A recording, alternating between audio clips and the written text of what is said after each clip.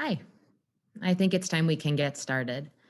I have some opening remarks to share, but I'll keep them brief so we can honor your time. My name is Dr. Karen Morosky Rigney, and I'm one of the two associate directors of the Writing Center at Michigan State University.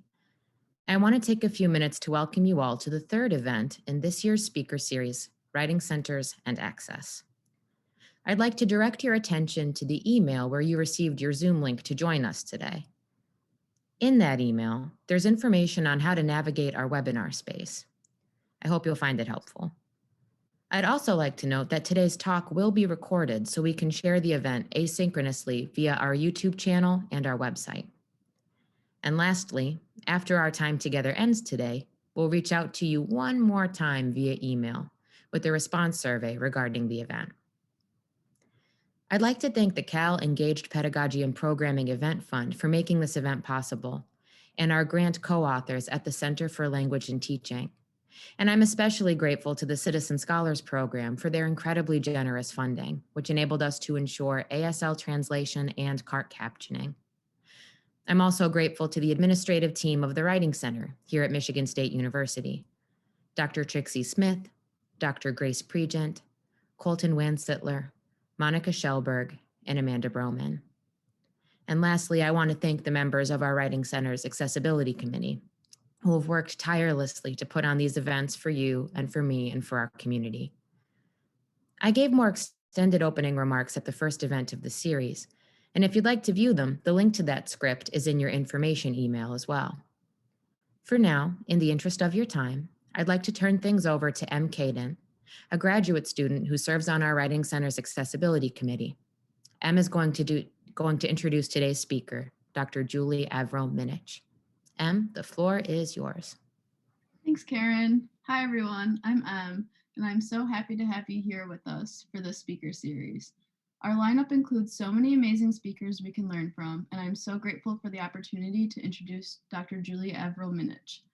Dr. Minich is an associate professor of English and Mexican American and Latino studies at the University of Texas at Austin, where she teaches courses on disability studies and Latinx cultural studies. She is the author of Accessible Citizenships, Disability, Nation, and the Cultural Politics of Greater Mexico, which is Temple University Press, 2014. She is the winner of the 2013-2014 MLA Prize in United States Latina and Latino and Chicano Literary and Cultural Studies. I was first introduced to Dr. Minich's thoughts through the essay, Enabling Whom? Critical Disability Studies Now. In this essay, Dr. Minich aims to center disability studies inside of social justice work by naming it as a methodology rather than a subject. Dr. Minich challenges us to examine barriers to access rather than impairments, and that is something that is especially critical for us to consider in our work to make institutions and organizations accessible. This essay resonated strongly with me because of its bold and honest critique of the medical model of disability, the model most frequently subscribed to in education, in the ways in which institutions fall short in making knowledge and information accessible. To move forward, it is crucial that we see access as a framework and work to remove barriers to access in education. Without further ado, it is my pleasure to introduce Dr. Julie Minich in Radical Health, Justice, Care, and Latinx Expressive Culture. Thank you so much. I'm going to share my screen, so give me just a second to do that.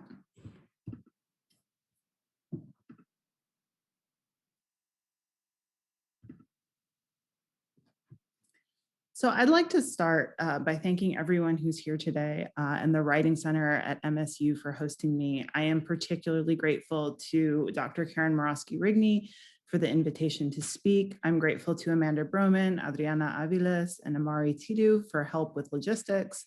I'm also very grateful to our ASL interpreter and to our captioner. And then finally, I want to give a shout out to the other speakers in the series who are scholars in disability studies whose work I have so long admired. It is such an incredible honor to be in this company. And furthermore, I would like to acknowledge the Alabama Coushatta, Caddo, Carrizo, Comecrudo, Coahuiltecan, Comanche, Kickapoo, Lipan Apache, Tonkawa, and Isleta del Sur Pueblo, and all the American Indian and indigenous peoples and communities who have become part of the lands and territories of my current location, which is now called Texas. So a few access notes. My slides will primarily consist of road mapping my talk and quotes that I will read.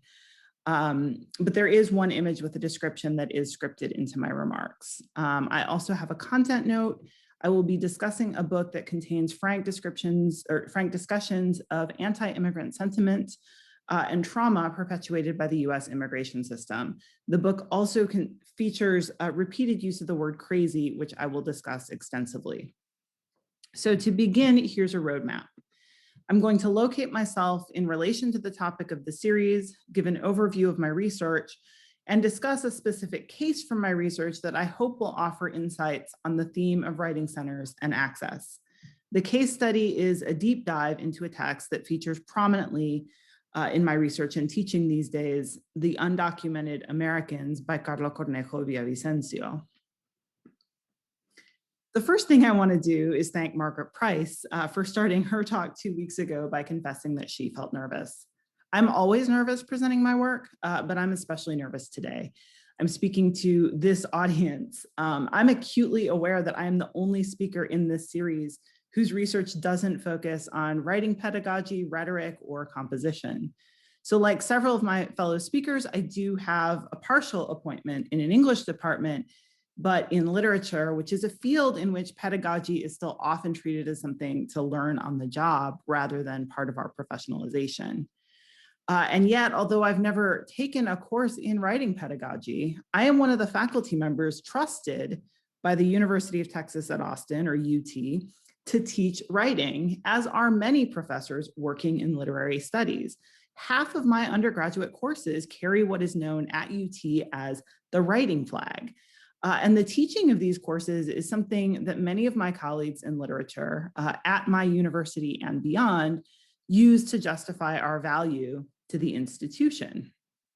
I will add to this that I also hold an appointment in an ethnic studies department, UT's Department of Mexican American, Latino Studies. And like most ethnic studies professors, I also have never been specifically trained in anti-racist pedagogy. So these are the assumptions. Because literature scholars research writing, we must know how to teach it. Because ethnic studies professors research race, we must know anti-racist pedagogy. As a white person with anti-racist commitments, I'm keenly aware of the flaws in these assumptions. And when Dr. Morosky-Rigney invited me to participate in this series, I almost declined because I was so worried about whether or not I would actually have anything of use to say. I'm still worried, but I accepted because Dr. Morosky-Rigney included in her invitation a link to the Writing Center at MSU's language statement, a statement of the commitment, and here I'm quoting from your website, to working with writers to develop multiple literacies, promoting diverse understandings of writing, and supporting multidisciplinary methods of thinking. This approach to language and the way it is now informing your considerations of access forced me to put aside my nervousness just because it made me so excited to be part of the conversation. So although I have not been trained in writing pedagogy or accessible pedagogy or anti-racist pedagogy, the fact that my research and teaching connect writing, race, and disability mean that my work in the classroom for more than 15 years now has motivated me to create learning environments that value students' many knowledges, that reject a pedagogy rooted in ableist and white supremacist notions of deficiency, and that supports students, here I'm quoting your language statement again, choices of languages, pronouns, Englishes, stories, and perspectives. So what I share with you today comes from what I've learned through my teaching about the intersections of writing, access, and anti-racism, and I hope that it's of use. I'm going to pivot now to talk briefly about my current research. I'm finishing a book manuscript, which has the same title as my talk, Radical Health, Justice, Care, and Latinx Expressive Culture. In this book, I contend that Latinx cultural workers expose ideologies of health as an engine of racism, following geographer Ruth Wilson Gilmore's definition of racism as the state-sanctioned or extra-legal production and exploitation of group-differentiated vulnerability to premature death. Contemporary conversations around healthcare in the United States help to illustrate my argument because they expose assumptions about who deserves health and who does not. To deserve health, according to dominant logics, one must care for one's body according to precise social norms, avoiding controlled substances, eating a so-called healthy diet, whatever that is considered to be this week, refusing risky sex practices, and exercising often. Meanwhile, those seen as undeserving often experience bodily conditions erroneously believed to result solely from irresponsible personal choices that have a disproportionately adverse effect in communities of color and low-income communities. Fatness, asthma, diabetes, sexually transmitted infections, addiction, maternal mortality, mental illness, and some cancers and neurological differences. So to counter this belief, I explore how Latinx expressive culture, particularly literature, art, and film, asserts a politics of radical health. The texts I study present health as a political condition, not a purely medical or individual one. They make visible the context in which people make health decisions. They reject individualist framings of health to reveal factors beyond individual control: access to nutritious food, medical care and information, clean air and water, and cultural representations portraying one's life as valuable that affect well-being. Even more radically, they address the value of Latinx lives independently of health status. The cultural archive I draw from depicts people who are HIV positive, fat, diabetic, mentally ill, and otherwise labeled as unhealthy in order to reject the stigma attached to such conditions. If, as Lisa Marie Cacho has argued, ascribing readily recognizable social value always requires the devaluation of another, and that other is almost always poor, racialized, criminalized, segregated, legally vulnerable, and unprotected, then the artists I study counter the racialized devaluation of the radically unwell, the diseased, the disabled, the unhealthy, and the debilitated. So for those of you who may not know my previous work, this is a shift for me. My early work combined disability theory and Latinx studies to address how Latinx writers not previously known to disability scholars might contribute to the field. This new work points to sites not of coherence, but of rupture between disability studies and Latinx studies. The suspicion with which many disability scholars and activists regard cures and medicalization has left me at times poorly equipped to address the struggles for equitable healthcare access in the texts I study. Simply put, these texts seek access to the medical institutions that some disability scholars reject. This is not a departure from disability studies, however, but a CRIP anti-racist engagement with health, and I hope a further intervention into the racial politics of disability studies.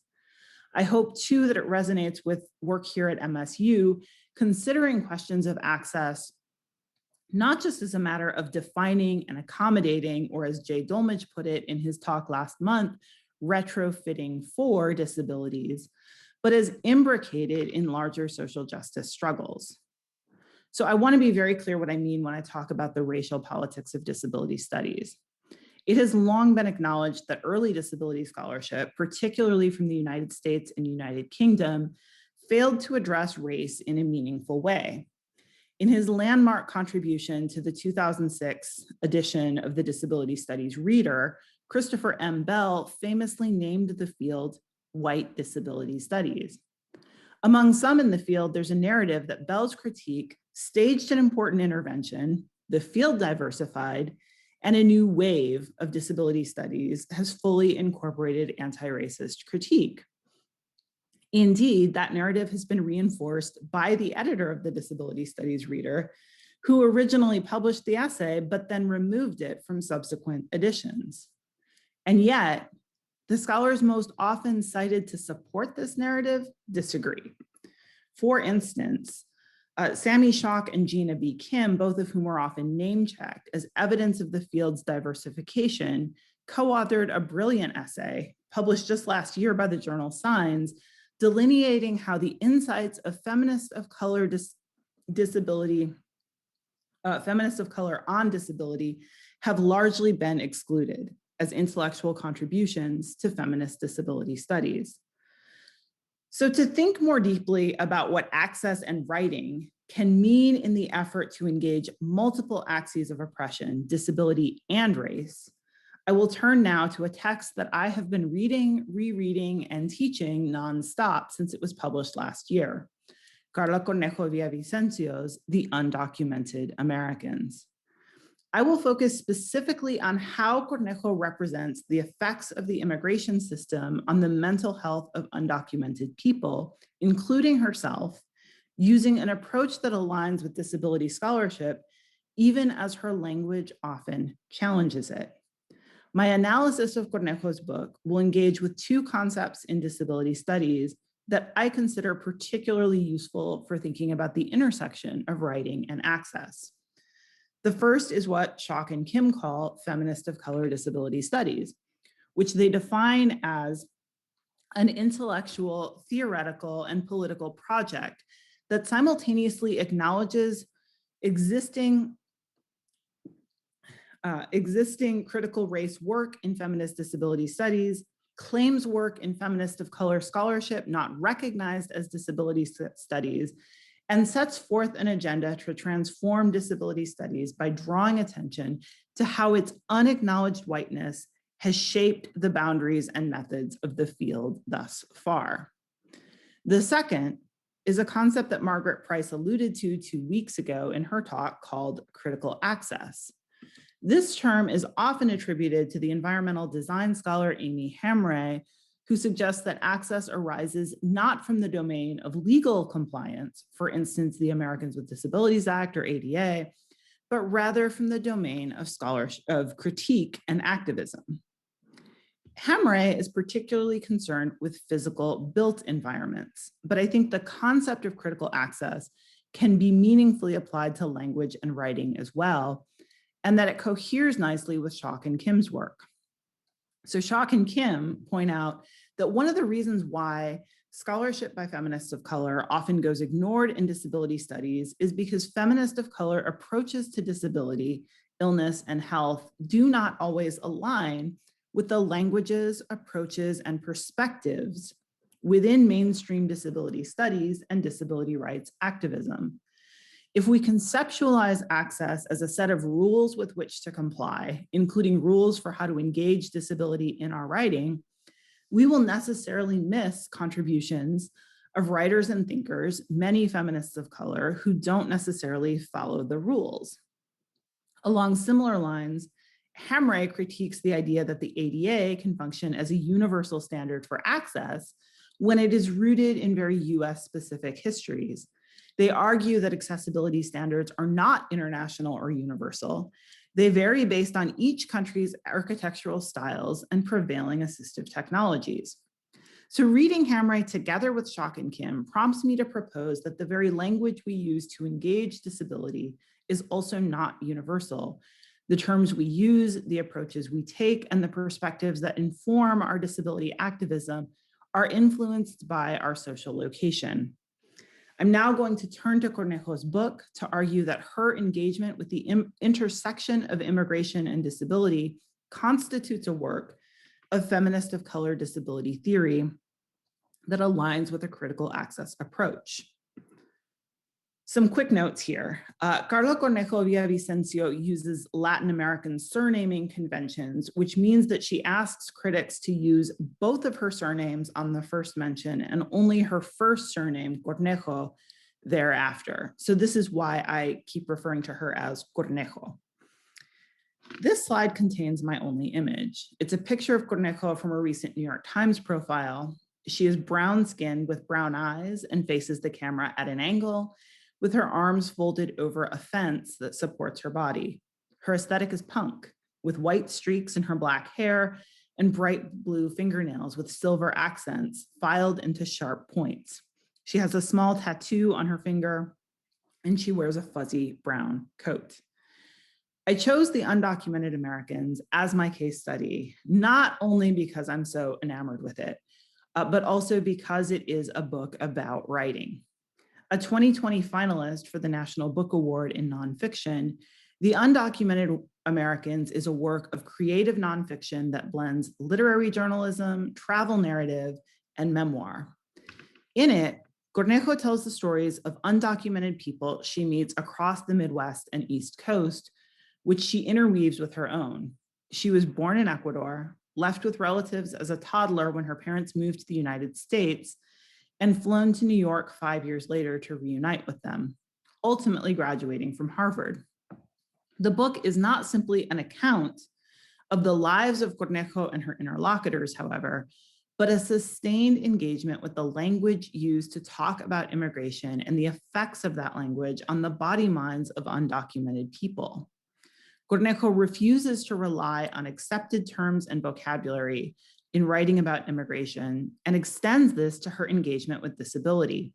In particular, she frequently employs the term crazy, which many disability scholars and activists reject, and also rejects terms like undocumented worker and dreamer, which many immigration activists embrace. In doing so, she challenges how we write, talk, and think about immigration and disability. Cornejo's challenge to accepted discourse around disability and immigration first surfaces in the introduction to the book, where she describes how it came to be. And I'm going to quote, "When I was a senior at Harvard, I wrote an anonymous essay for the Daily Beast about what they wanted to call my dirty little secret, that I was undocumented. It got me some attention. It was a different time. And agents wrote asking me if I wanted to write a memoir. I was angry. A memoir? I was 21. I wasn't fucking Barbara Streisand. I had been writing professionally since I was 15, but only about music. I wanted to be the guy in High Fidelity. And I didn't want my first book to be a rueful tale about being a sickly Victorian orphan with tuberculosis who didn't have a social security number, which is what the agents all wanted." She explains that she resisted agents' queries until the election of Donald Trump, when she finally decided that she was ready. What I want to highlight about this quote is that in addition to describing how her book came about, she's also challenging the terms on which it was published. She invokes Barbara Streisand and High Fidelity to underscore that her ambitions are both political and aesthetic. This emphasis on the aesthetic surfaces in nearly every interview she gives, in which she pushes back against the idea that undocumented people are of interest as a social concern, but not worthy subjects of art. So as she told Guernica magazine, "My book is a serious work of literature. When I've done interviews, people don't ask me about literary things. People don't ask me about formal things. People don't often ask me about my influences or whether I have any training in writing or who I studied under or things like that. People just ask me about my parents leaving me in Ecuador. It's very clear that I'm being seen through a sociological lens." So there's a lot to say about this insistence on the aesthetic with the political, but I'm especially intrigued by the way she evokes the trope of the sickly Victorian orphan with tuberculosis to make this point. So this calls to mind Susan Sontag's really famous polemic against the use of illness as a metaphor, in which metaphorical uses of tuberculosis in Victorian literature figure prominently. Sontag's words of caution against using illness as a metaphor predates the professionalization of disability studies, but it's been very influential. Many disability scholars strenuously object to the metaphorical use of disability to illuminate social concerns faced by non-disabled people. So this moment on the second page of The Undocumented Americans is the first instance in which we see Cornejo's use of language diverging pretty strongly from mainstream disability scholarship, but it's not the most striking. The most striking, which I will dwell on today, is her repeated use of the word crazy, which first occurs in the very next paragraph. And I'm going to quote again. "I had been pursuing a PhD at Yale. because I needed the health insurance and had read lots of books about migrants, and I hated a good number of the texts. I couldn't see my family in them because I saw my parents as more than laborers, as more than sufferers or dreamers. I thought I could write something better, something that rang true. And I thought that I was the best person to do it. I was just crazy enough. Because if you're going to write a book about undocumented immigrants in America, the story, the full story, you have to be a little bit crazy. And you certainly can't be enamored by America, not still. So I want to be very clear here that I am not advocating the casual use of the word crazy, which reinforces the social and political exclusion of people experiencing a wide range of psychiatric disabilities, neurological differences, and trauma responses. And it's something I've worked hard to eliminate from my own speech and writing. What I am arguing, though, is that Cornejo uses the word crazy to describe herself in ways that echo problematic casual uses of the term, but that also reframe them, forcing her readers to contend with her lived experience as a mentally ill, undocumented queer woman of color. In other words, Cornejo's use of the term is not casual. Here is what she says about it in an interview. The way I define crazy is not just mentally ill. It's a radical term, the way that people with disabilities have used the word crip. When this administration started comparing us to animals, it coincided with a moment when I started undergoing intravenous ketamine treatment for depression. I learned that my brain had had a lot of damage because of the traumas related to migration. I realized that the stories that came out and had become sort of popular about immigrants, undocumented or not, were stories from people who were pretty grateful to America. It seemed like the point in a lot of these narratives was to change racist white people's minds about us. And that didn't feel right with me. So I thought, what would it look like if a crazy person wrote this? I believe that when Cornejo says that someone needs to be a little bit crazy to write about immigration, she's not suggesting that someone needs to be risk-taking or a bit quirky, as casual uses of the term suggest. Rather, she's arguing that her psychiatric impairment, rooted in trauma, gives her a perspective that is lacking and needed in writing on immigration. It is significant that Cornejo most frequently uses the word crazy precisely when critiquing the dominant modes of discourse used to talk about immigration, including terms believed to be progressive. So here's what she has to say about the term undocumented worker. For many years, when I've heard nice people try to be respectful about describing undocumented people, I've heard them call us undocumented workers as a euphemism, as if there was something uncouth about just being an undocumented person standing with your hands clasped together at your sides. I almost wish they'd call us something rude, like crazy fucking Mexicans, because that's acknowledging something about us beyond our usefulness. We're crazy, we're Mexican, we're clearly unwanted.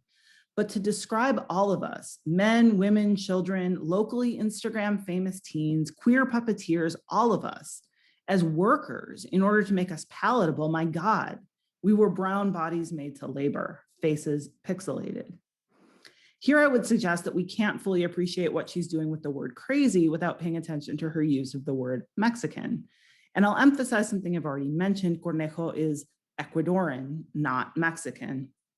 So her use of the word Mexican here invokes the fact that the label Mexican is often used to flatten and conflate an extraordinarily diverse Latinx population. Indeed, the term is so ubiquitously overused that it has come to be understood as a pejorative in and of itself. So by proclaiming we're Mexican, Cornejo highlights a rhetorical conundrum produced by generalizing uses of the term Mexican. If you are Latinx but not Mexican, how do you correct the record without reinforcing the idea that to be called Mexican is inherently insulting, aligning a national identity with a slur? Similarly, the proclamation, we're crazy, is a way of subverting the expectation that to be associated with mental illness is in and of itself insulting. So I have one final example of Cornejo's engagement with the word crazy, and I want to note from the outset that this is a long one. It's an extended passage in which she meditates in a very precise way on her own mental illness and links her diagnoses to US immigration policy. So here is the very long quote, slightly abridged. I've always been super casual when people ask me about my parents having left me in Ecuador. I don't feel anything about being left on the day-to-day, but I'm told by mental health experts that it has affected me. And I fought that conclusion. I denied it. I wanted my mental illnesses to be purely biological. Instead, therapist after therapist told me I had attachment issues related to my childhood. I left those therapists, ghosted them. But it's not just those early years without my parents that branded me. It's the life I've led in America as a migrant, watching my parents pursue their dream in this country and then having to deal with its carcass, witnessing the crimes against migrants carried out by the US government with my hands bound. As an undocumented person, I felt like a hologram. Nothing felt secure. I didn't allow myself to feel joy because I was scared to attach myself to anything I'd have to let go of. Being deportable means you have to be ready to go at any moment, ready to go with nothing but the clothes in your body. The US government's crimes against immigrants are beyond the pale, and the whole world knows. But when I was growing up and throughout the Obama administration, these same crimes were happening, if on a different scale, and I'm not sure the same people cared. I felt crazy for thinking we were under attack, watching my neighbors disappear and then going to school and watching the nightly news and watching award shows and seeing no mention. I felt crazy watching the white supremacist state slowly kill my father and break my family apart. I would frantically tell everyone that there was no such thing as the American dream, but then some all-star immigrants around me who had done things the right way preached a different story, and Americans ate that up. It all made me feel crazy. I also am crazy. Pero why? My diagnoses are borderline personality disorder, major depression, anxiety, and OCD. Researchers have shown that the flooding of stress hormones resulting from a traumatic separation from your parents at a young age kills off so many dendrites and neurons in the brain that it results in permanent damage. It results in permanent psychological and physical changes. One psychiatrist I went to told me that my brain looked like a tree without branches. So I just think about all the children who've been separated from their parents, and there's a lot of us, past and present, and some under more traumatic circumstances than others, like those who are in internment camps right now. And I just imagine us as an army of mutants. We've all been touched by this monster, and our brains are forever changed, and we all have trees without branches in there. And what will happen to us? Who will we become? So in this quote, Cornejo's discussion of her disability does not only diverge from the language frequently deployed in mainstream disability studies, it also diverges from the plot structure of a canonical disability story. As Alison Kafer has noted in a challenge to the field that also resonates here, because of the pervasiveness of the "what happened to you" question, disability scholars and activists often counsel an avoidance of stories that trace etiologies, mourning, or loss. We insist that diagnostic stories and medical terminologies are not the only stories there are to tell or the languages in which to tell them. Jasbir Puar extends Kafer's critique to argue that this prohibition on telling etiological stories, consigning diagnoses to what is pejoratively called the medical model, serves to foreclose an engagement with questions of how disability is produced, how certain bodies and populations come into biopolitical being through having greater risk to become disabled than others.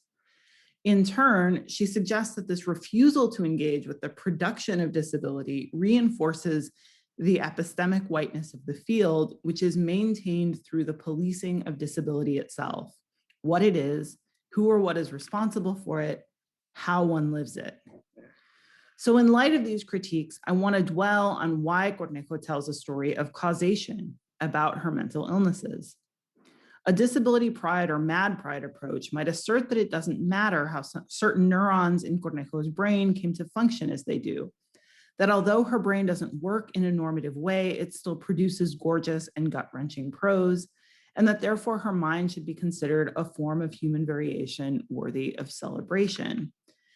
And certainly Cornejo's prose is gorgeous and gut-wrenching, and I do celebrate the fact that The Undocumented Americans is a book that exists in the world. But to reduce Cornejo's political critique to mad pride, to celebrate the army of mutants that she calls to battle in this passage, is also to refuse her critique of the US immigration system, the monster that brings her army into being. Note that she begins her etiology with the therapists who tell her that her diagnoses originate with her parents who left her in Ecuador.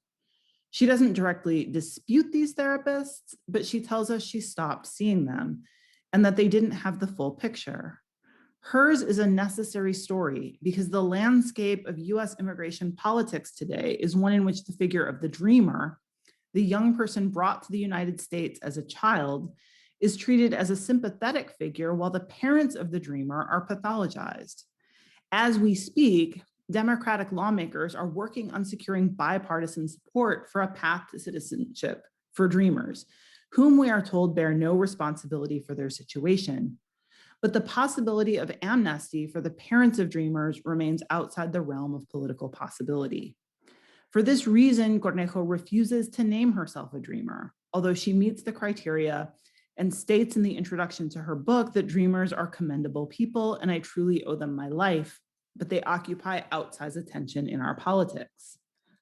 Even today, as hundreds of children separated from their parents by the Trump administration have yet to rejoin their parents, public sympathy for the children surpasses that for the parents, who it is believed unacceptably put their children at risk by attempting to ensure their escape from crushing poverty and violence. Barack Obama's Deferred Action for Childhood Arrivals, or DACA, is an immensely popular political program that has withstood legal challenges as high as the Supreme Court, but a similar program proposed by his administration for undocumented parents of US citizen children, DAPA, or Deferred Action for Parents of Americans, was immediately blocked. So in this context, Cornejo's story of the etiology of her mental illness is just as politically urgent as one that would celebrate her non-normative brain. It is not just the choice her parents made, she informs us, but the actions of the US government that have affected her mental health. It is a lifetime of stress hormones, 5 years of separation from her parents, and 25 years on top of that of living in the United States as a person eligible at all times for deportation. The political urgency of Cornejo's story of how her brain has been reshaped by trauma thus serves as a powerful instantiation of Kafer's argument that a CRIP refusal to see disability as tragedy, as traumatic, can be just as restricting on our politics and our theories as the ableist insistence that disability is always and only tragic. So to conclude, what does Carla Cornejo Villavicencio's The Undocumented Americans teach us about writing centers and access? I want to return now to the idea of critical access and specifically to the work of Hamre, who advocates approaching access not as an objective quality, but as an open-ended process, a negotiation, and an intersectional and multimodal issue rather than an easily achievable endpoint. As a literature professor, access in my classrooms frequently comes up not in terms of the physical dimensions of the classroom, but rather in terms of the learning environment that my students and I create together. Who is prioritized in that environment? Which stories, perspectives, and languages are centered? One of the things students often want from me is a set of rules for engagement, examples of language to use and not use when discussing or writing about difficult topics. What a text like The Undocumented Americans requires, however, is not a model of linguistic compliance, say dreamer, say undocumented worker, don't say crazy, but rather a deep engagement with the words we use and the specificity of their political, historical, and social contexts. It requires an engagement with writing that pushes everyone present to think deeply and critically about their attachments to certain words and avoidance of others, particularly when multiple social justice questions intersect within one charged term. It brings us closer to realizing a feminist of color disability studies modeled on principles of critical access. Thank you. Thank you so much, Dr. Minich. That was absolutely amazing. And we're so grateful to have you here with us today. That talk was beautiful. I'd like to open the floor now for, well, the digital floor, as it were, for questions and answers. So if folks want to take a few minutes to be thoughtful about the presentation and to share their thoughts or to share their questions, please use the Q&A feature to do so. And when the Q&A begins, I will moderate. My internet's been a little bit wiggly, but Amanda Broman is going to step in for me if anything not great happens on my end.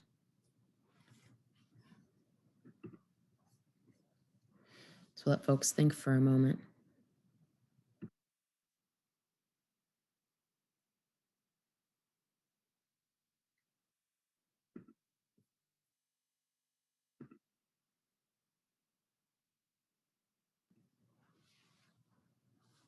Okay, I think we have our first question. The question is, can you say more about the ways in which a quote unquote mad or disabled mind's writing showcases an embodiment of intersectionality that we can learn from as a community? Yes. So I think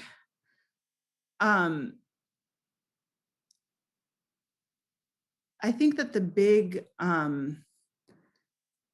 big thing that I want to highlight, right, specifically sort of in relation to this text, right, is that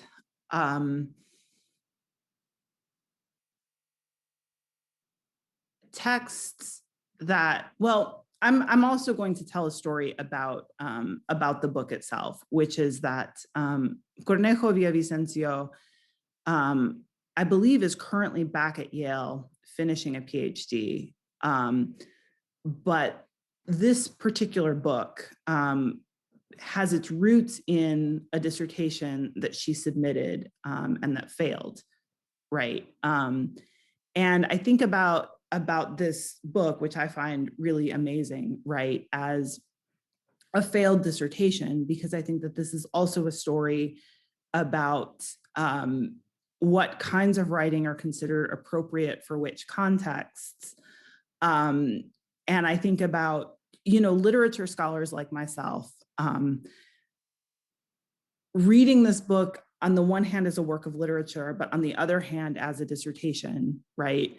And we celebrate it as a dissertation, but then I think about the fact that, or we celebrate it as a work of literature, right? But I think about the fact that it was not accepted as a dissertation. And I think a lot about sort of what kinds of writing are valued in specific moments or in specific contexts, what kinds of registers of writing are considered legible in particular places and times and contexts, right? And then how sort of those standards for legibility, right? So this might be the result of ideas about madness. It might also be the result of ideas about race, right, that go sort of unrecognized in the kinds of writing that is allowed in particular contexts.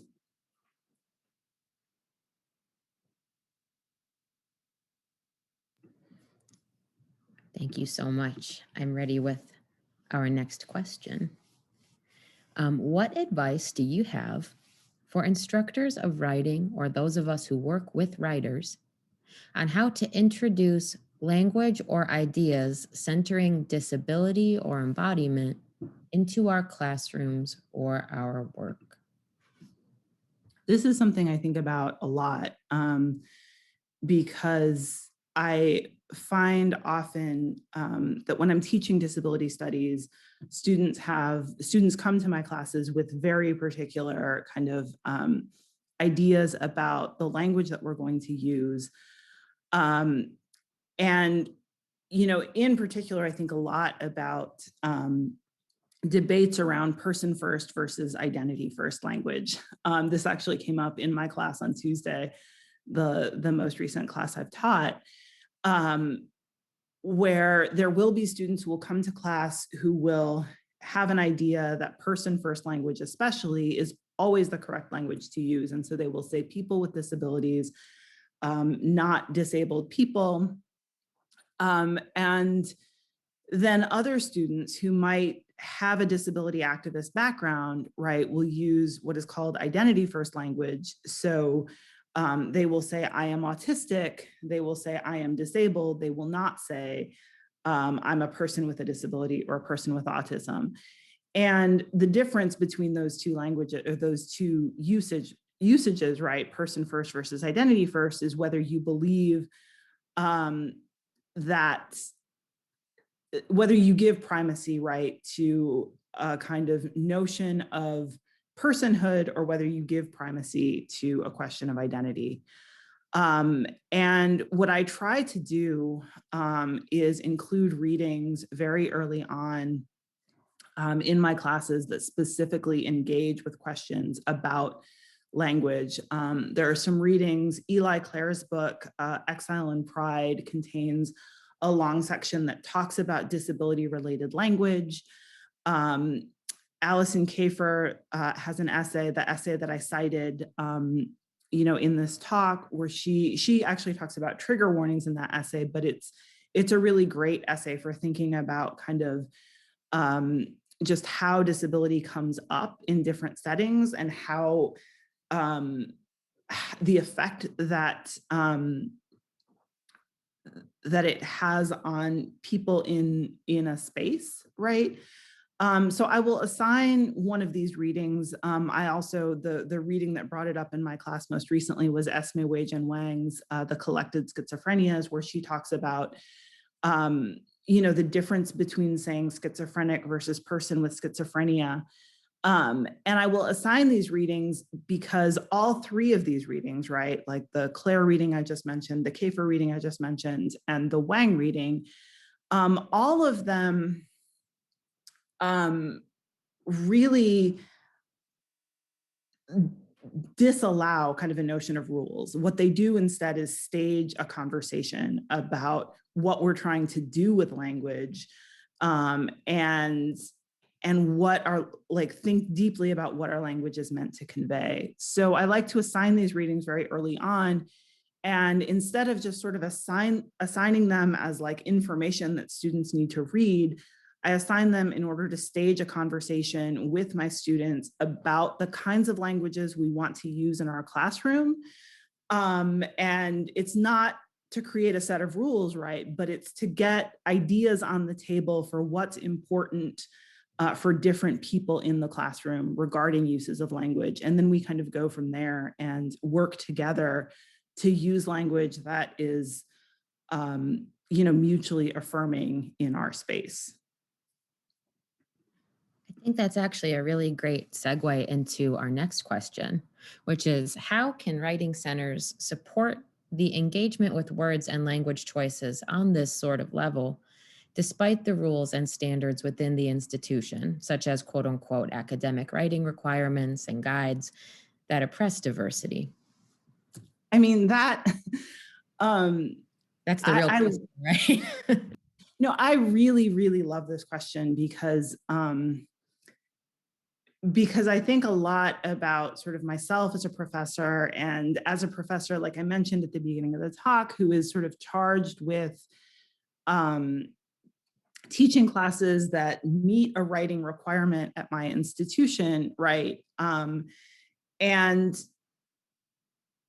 And then also, I think about other colleagues of mine, right, who are similarly charged with teaching writing flag courses, and how, to me, teaching a course that meets a writing requirement is really about helping meeting students where they're at and helping them develop the voice that they want to develop in their writing. But to other people, some of my colleagues, right, it means teaching students to write in one defined register, in one particular sort of academically accepted way. It means correcting students' grammar. It means, punishing students for deviating from norms of academic writing. And I don't have a strong enough sense, right, of the institutional culture here at MSU. But I can say that things that are valuable to me are, when I'm engaging with Writing Center staff, right, it is super helpful to me. Like something like, I guess I would say this, that like having a Writing Center with your language statement would be like so valuable to me. Not just because, I would know that when I was sending students, to the Writing Center, that we were on the same page, right? But also because it would allow me to engage with my colleagues, right, in a different way. So when my colleagues talk about students needing to work on their writing, I would have resources like more readily at my disposal where I could say, like, actually, what you're saying, there's not an objective, meaning that working on your writing has. So what I would say is, it might sound overly simplistic, but I just think that being in conversation, like I think there needs to be more interaction and dialogue between professors who teach writing and writing centers. And I think that that enabling that dialogue and identifying who the writing instructors are, right, who are on board with this kind of work, right, and recruiting them to kind of also be talking to their colleagues, so that it's a sort of mutually reinforcing thing where like they can refer to the work that you're doing and you can refer back to the work that they're doing, and just getting more people on board in that way. All righty. I think we have time for one more question. And so I'll share that question now. And then if folks have follow-up questions, they're welcome to email me and I can pass things along. But our final question for today is, in your work engaging with women of color in feminist disability studies, does the figure of the queer migrant vis-a-vis Karma Chavez and Jasbir Puar appear at all? Ooh, the question just disappeared while I was reading it. I think hold on one second. There we go. Or put another way, does queerness as theorized within disability studies, the non-white kind, manifest in your work in any ways? I would like to say that I hope so. I cited Jasbir Puar today, and I think that her work has been really sort of an inspiration for me. Karma Chavez is the chair of my department, and I absolutely adore, her as both a scholar and as a person and as an administrator. So I can say that Chavez is a direct mentor to me, and Puar is more of an intellectual mentor. But I think, one of the things that your question really gets at is like something very basic that that isn't given enough attention to. I don't know if you know the hashtag Cite Black Women, but that hashtag I think is if we want to transform our practices, right, we have to transform who we're reading and citing. And we need to not just be thinking to ourselves, like, if we're thinking about disability studies, for instance, like only looking to the same disability scholars, right, but also looking to feminists of color, right, for our intellectual inspiration.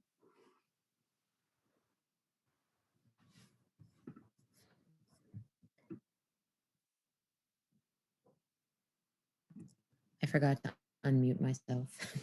Sorry. We actually have a couple minutes left and we had one more question trickle in. So I'd like to share that question as our new last question of the day. Um, in your dream classroom or academy, what is one way we value women of color disability practices? I mean, I think the big way we do that, right, is by teaching their work. So just thinking about, like, for instance, disability studies syllabi, like, how do we construct them? Who do we put on the syllabus for the first week of classes? And then also, what story of the field do we tell through our syllabi? And I alluded sort of early on to this story that, like, it's not that in disability studies people don't acknowledge the whiteness of the field, right? Like, people do acknowledge that a lot of the theorists in disability studies who get cited most often are white men. um, you know People acknowledge this, but then the question is, like, what do we do after we've acknowledged that? Do we continue to sort of produce disability studies syllabi that start with white activists and white scholars in the first half of the class and then move on to the diversity, right? Or, do we build in from the very beginning a different narrative of the field, right? Do we start, for instance, with Audre Lorde and then say, people have not read Audre Lorde as much as a disability theorist as they have as a Black feminist? Why is that? Like, why haven't people started there? So that would be my response. Thank you so much. Dr. Minich, I can't thank you enough for joining us this afternoon. Your talk was absolutely fantastic. I'm so glad we got to share this afternoon with you.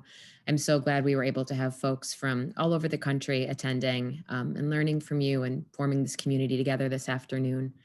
I'd like to remind folks that this series is ongoing. We hope you'll join us again. We thank you for joining us today. And last but not least, this talk has been recorded, and within a week or so, we should have the video trimmed, captioned, cleaned, and put on the Writing Center's YouTube page as well as our website. If you're interested in receiving that link directly, the moment it becomes available, just shoot me an email and I will add you to the list of folks who will email directly on that appointed day.